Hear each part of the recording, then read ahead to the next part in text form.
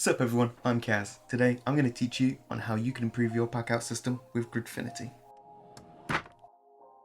Before I start, I just want to say that I do have another channel that I stream practically weekly on.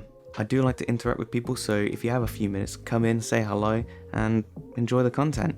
Anyway, let's carry on with the video. I got this 4-drawer Packout box for Christmas, and I've been wanting to get all my tools set up for it. So far, as a quick organizer fix, I just grabbed some foam that I had laying around and I made some basic cutouts just as a quick placeholder.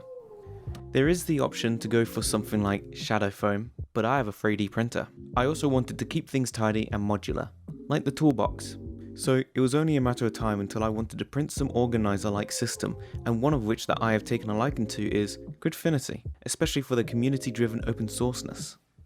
Now, I did come across this 4-drawer Gridfinity system on printables by Josh, and the reviews do look nice.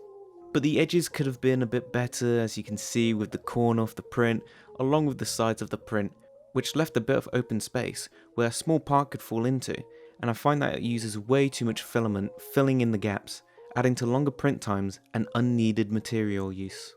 Another thing is that there is no mentions of magnet sizing, and according to Google, the average Finity magnet size is about 6x2, which doesn't fit this model. Lastly, the missing magnet slots might not please those with OCD. In the end, I just weren't happy with the results, but that's me personally, and it inspired me to make my own Gridfinity system. At first, I thought I could be smart and use cardboard, measure it pretty well and do some test fitting with numbers, but to do that, you need to have a brain. So this resulted in the good old method of trial and error. After a few back and forths and a remodel because I forgot to scale things correctly on Blender, which ruined everything, I finally made my first grid.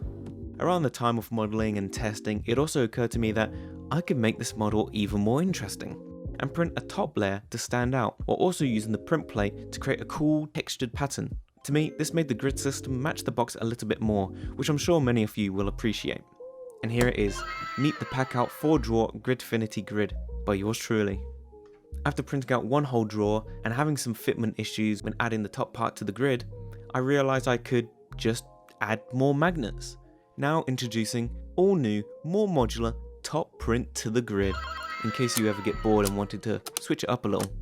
You can find these models in the description down below, next to my other channel link, and after you click subscribe of course. So, we have the toolbox, we have the grid, hell, we even have the tools. But how can we make sure these tools aren't just rolling around in the drawer? It was time to make the tools mold. Since I can't afford the weird voodoo tech that I saw Jessy use in his Gridfinity for Dummy video, and I couldn't be bothered to set the home printer up with the print tracing method, something that a lot of people should probably take more advantage of, I'm just going by the fact that I haven't seen anyone use this method. I, however, just measured my tools with some broken digital calipers, which I forgot to record, so here's me using my new calipers. And then there was a lot of print testing again. How I did everything is that I would make the model on Blender. Then I would download a block cutout on a Gridfinity generator, move it over to Blender and add a ball to the mold to make my own cutouts. This allows me to tweak the model with fine adjustments when needed. Along with this model, I also added this additional trick that will make using this system 1,000 times better. Before I downloaded the generated blocks, I made sure to change the grid to a smaller size, going from 42mm to a nice 21mm, halving the grid size. This is to maximize as much space as I can, as I find that some of the models that I've made only takes half the grid, leaving too much space or overhangs, and again, we want to avoid voids. Now I moved over to Orca Slicer. At this point, if you're boring, you could just click print and leave it from there. But I'm an interesting person, maybe. So I added a pause to the print right as it finishes at the top flat layer, just before it prints out any numbers, text, or the edge, so I could swap my colours. This adds a bit of creativity to the mould. And here we are, the models that I have currently printed so far on a project I started back in January. I've been working a lot and I have very little free time for my projects, so supporting me would only encourage me more to prioritise the channel and work more on these projects. Now let me show you the final results. Just keep in mind there are some socket holders that I still need to print.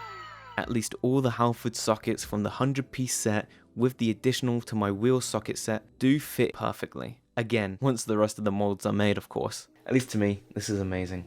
And I'm so proud that I managed to make this long-term plan come to life. Like literally, I've been thinking about this idea since I discovered Packout when I got my printer 2 years ago. Time is moving fast. If you want any of the models that I have made, I will have a link in the description ready for you. If this video gives you great insight on how you could use your printers for projects like this, give it a like, leave a comment on how amazing I am, and a cheeky subscribe. It is free to do so, and it keeps me motivated to doing videos like this. And I know I've said this a few times, but if you can check out my streaming channel, whatever the hell I'm doing here, it would mean the world to me. I am more active there, and I do like to interact with everyone. I find it fun, and it always makes my day to hang out with you all. I also do want to try and stream other stuff besides from gaming, and with the community coming from here, joining there, it'll encourage me to introduce different videos where I could do 3D modeling for my 3D printer.